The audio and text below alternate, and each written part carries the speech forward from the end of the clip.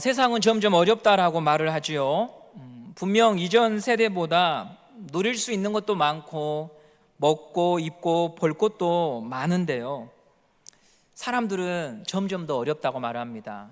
일제의 강압 통치 속에 우리가 사는 것도 아니고 전쟁으로 폐허 속에 있는 것도 아닌데 자유롭게 선택하고 결정하는 민주주의 사회 속에서 살아가는데, 그럼에도 수많은 사람들이요, 오늘 밤에도 약을 복용하지 않으면 잠을 이룰 수 없고 마음의 안정을 취할 수 없는 것이 현대 사회의 모습입니다.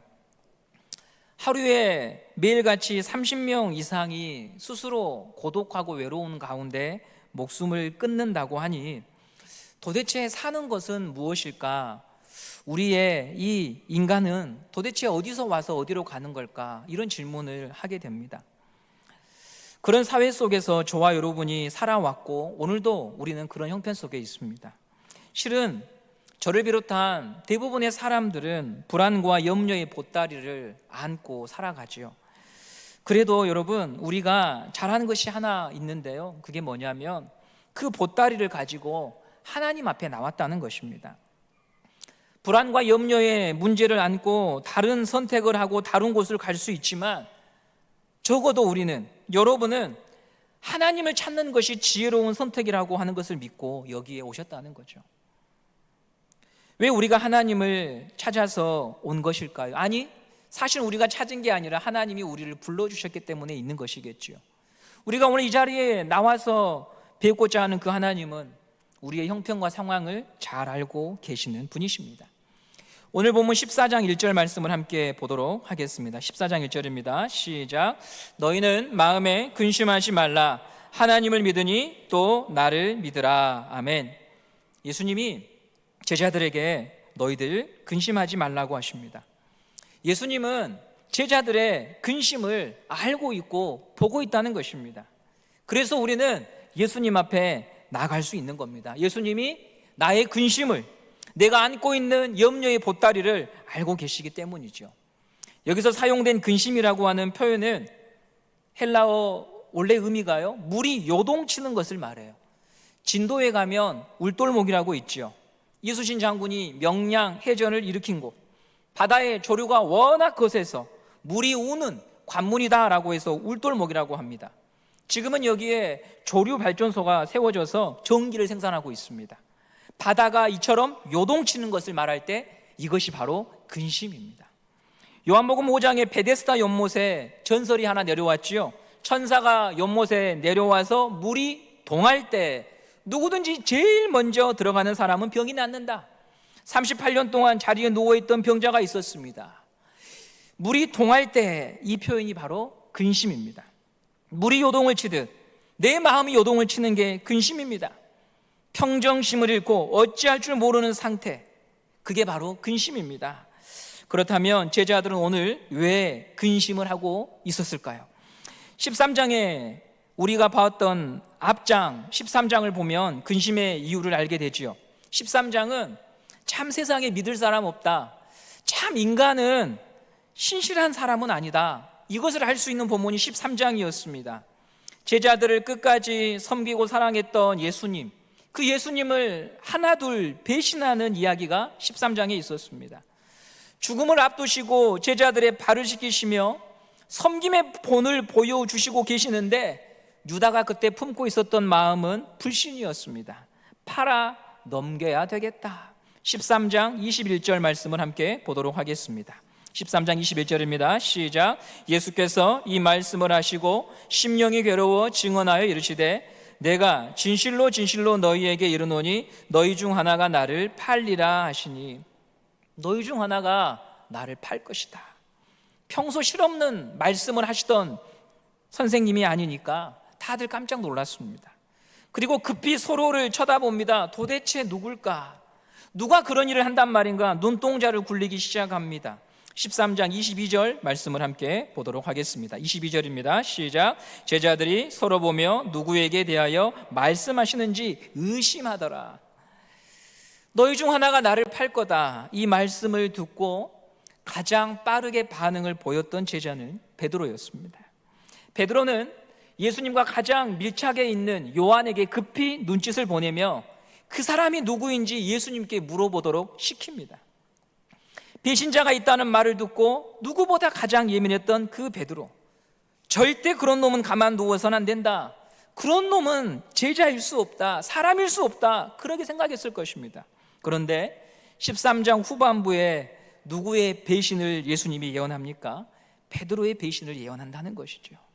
13장 38절 말씀을 함께 보도록 하겠습니다. 38절입니다. 시작. 예수께서 대답하시되 너희가 나를 위하여 내 목숨을 버리겠느냐?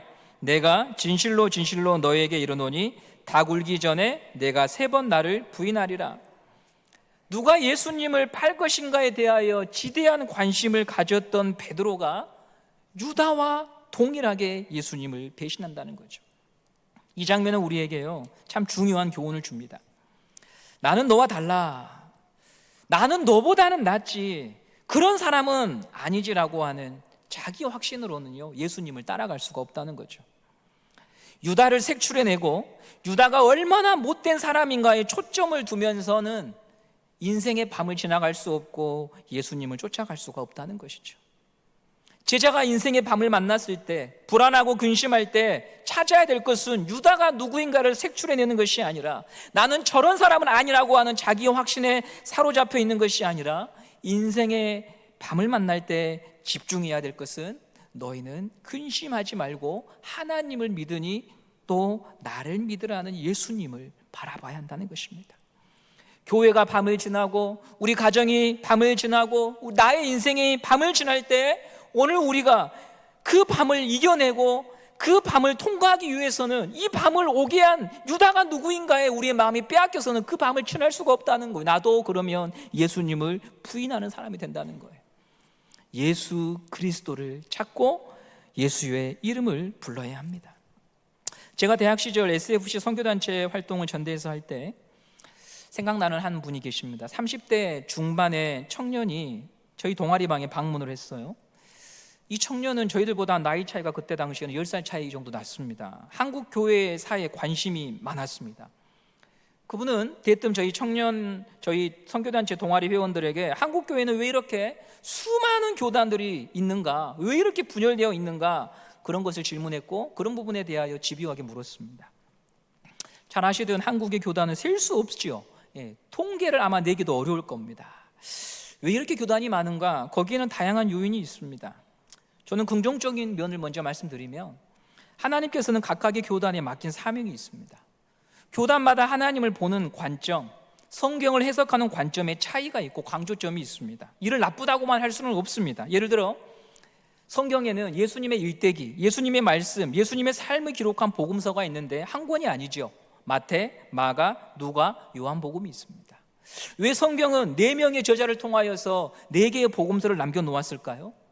한 사람이 본 예수가 아니라 4사람이 본 예수를 통하여서 우리로 하여금 더 풍성하게 입체적으로 예수님을 보게 하신 것입니다.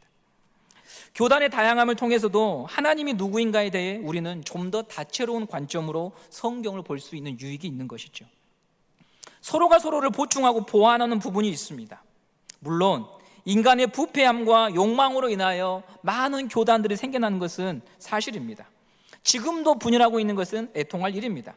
그런데 이 청년의 요지는 고신 빼고 순수한 교단이 없다, 통합은 이래서 안 되고 합동은 이래서 안 되고 감리교는 이래서 문제라고 하는 자기 확신에 사로잡혀 있었습니다. 그 이야기를 동아리를 방문할 때마다 되풀이했습니다. 저는 그건 믿음이 아니라고 말합니다. 그건 신앙의 순결도 아닙니다. 내가 속한 교단의 정통성을 입증하기 위해 다른 교단을 끌어내리고 흠을 잡는 것은 신앙과는 무관한 것입니다. 14장 1절 말씀을 여러분 우리 다시 한번 보도록 하겠습니다. 14장 1절입니다. 시작. 너희는 마음에 근심하지 말라. 하나님을 믿으니 또 나를 믿으라. 예수님께서 우리에게 주시고자 하시는 말씀은 너는 나를 믿으라. 순복음이든 장로교든 성결교단이든 기장측이든 요지는 하나입니다. 너는 나를 믿으라. 예수를 믿어야지, 예수님을 알아야지. 나는 유다가 아니라고 자랑하는 것은 신앙이 아닙니다. 예수님이 어떤 분인지 배우고 아는 것, 주님이 어떤 분인지를 알고 듣는 것이 예배의 목적이고 성경을 우리에게 주신 이유입니다. 우리가 오늘 여기에 있는 이 자리에도 은송교회의 위대함을, 누군가를 위대함을, 고신교단의 위대함을 말하기 위함이 아니라 우리를 여기로 불러 모아주신 예수 그리스도가 어떤 분인가를 보고 믿고 알기 위하여 여기에 있는 것이죠. 오늘 이 예배를 통하여 우리 주님을 더 깊이 알아가는 시간이 되기를 간절히 소망합니다. 예수님은 오늘 본문 10장에서 14장에서 그러면 어떤 분으로 소개가 되고 있습니까?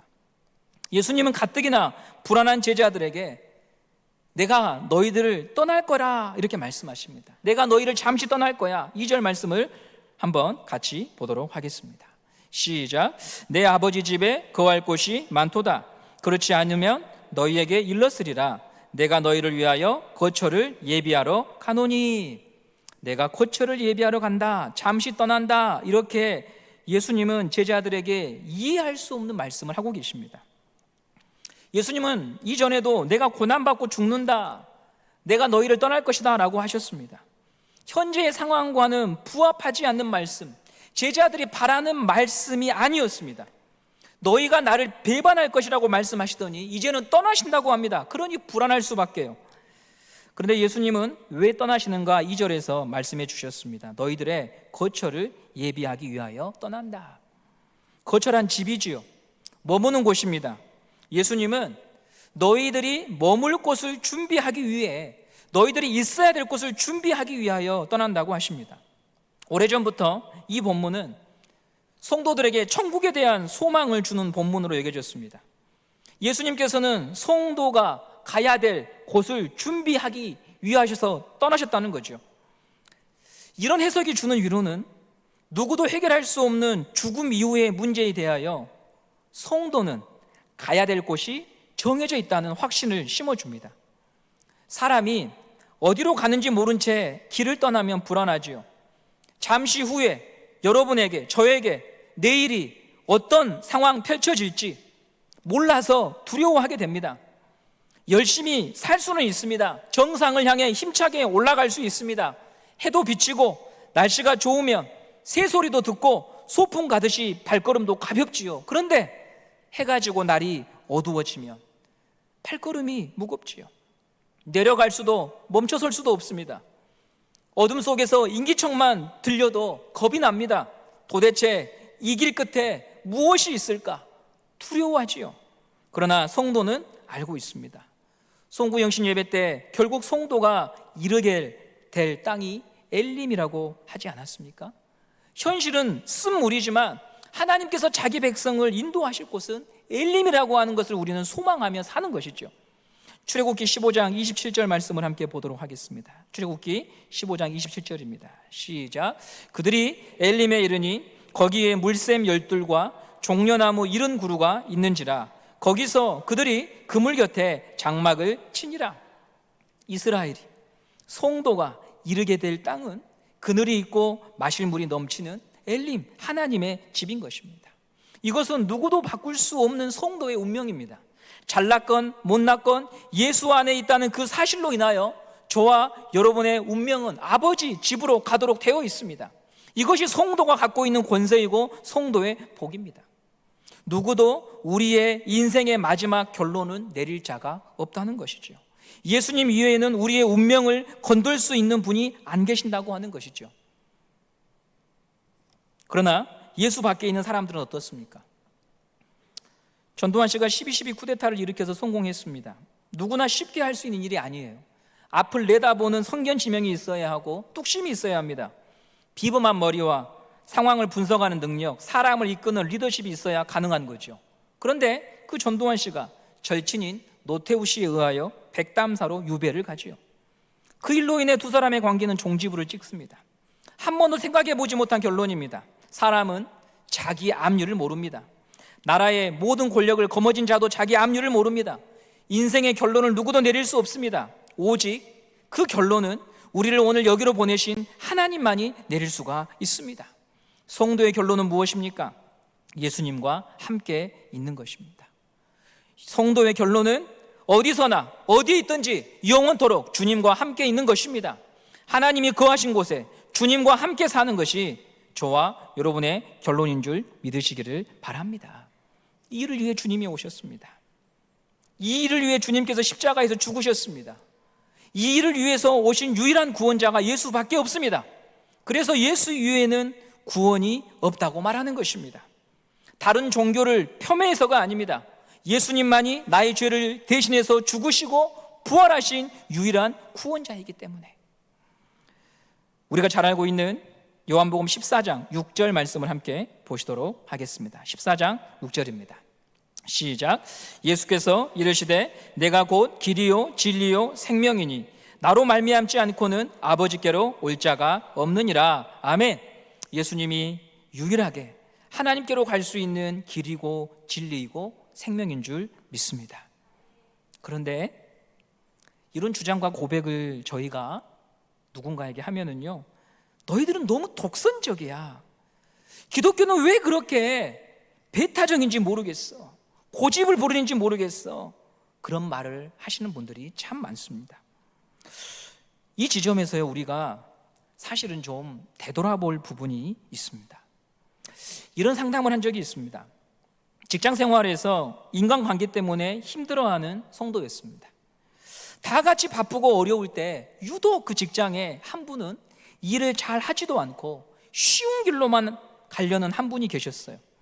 나이가 좀 있으셔서 서툴기 때문에 젊은 친구들이 옆에서 일을 분담해서 도와주는 형편임에도 고마워하기보다는 자기만 챙기는 거예요. 무슨 일이 발생하면 다른 사람 핑계를 대면서 빠져나가는 거예요.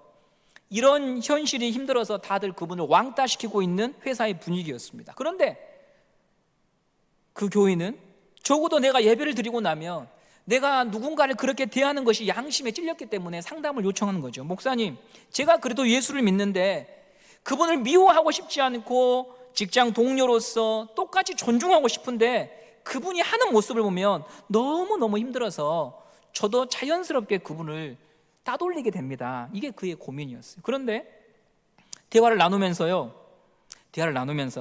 제 말문을 막히게 했던 부분이 무엇이었냐면 그분이 교회를 다니신다는 거예요. 그분이 집사님이라는 거예요. 그러니까 대화를 하기가 너무나 힘들었었어요. 물론 여러분, 예수 믿는다고 다 천사가 아니죠. 실수하고 허물도 있어요. 잘못도 합니다.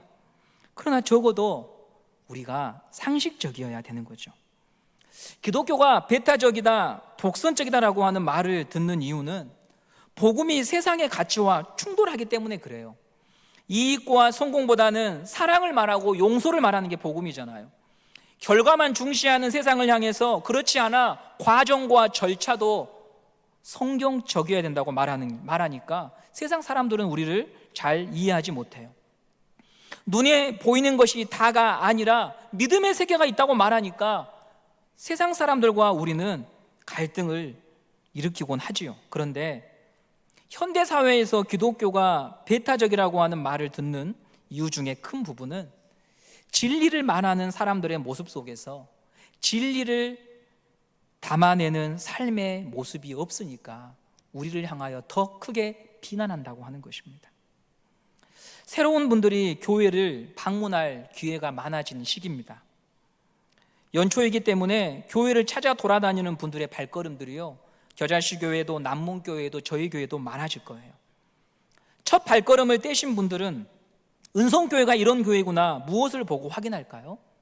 앞에서 찬양을 멋지게 연주하는 주일 기악팀, 예배의 분위기와 대표 기도자들의 기도하는 모습과 내용, 그리고 설교자의 메시지를 통해서 교육기관의 교육 체계와 넓은 주차장 등 그런 것을 통하여서 나름대로 은성교회가 어떤 곳인가를 평가하기 시작할 것입니다. 그런데 이 모든 항목에서 풍성한 점수를 얻었다고 해도요, 그 모든 것을 한 번에 뒤집는 게 있죠. 성도들의 표정과 말과 행동만큼 큰 영향을 주는 것은 없다는 거죠. 왜냐하면 사람들은 길이요 진리요 생명이라고 말하는 고백에서가 아니라, 그것뿐만이 아니라 그것을 고백하는 사람들의 말과 행동에서 예수를 만나게 되기 때문입니다.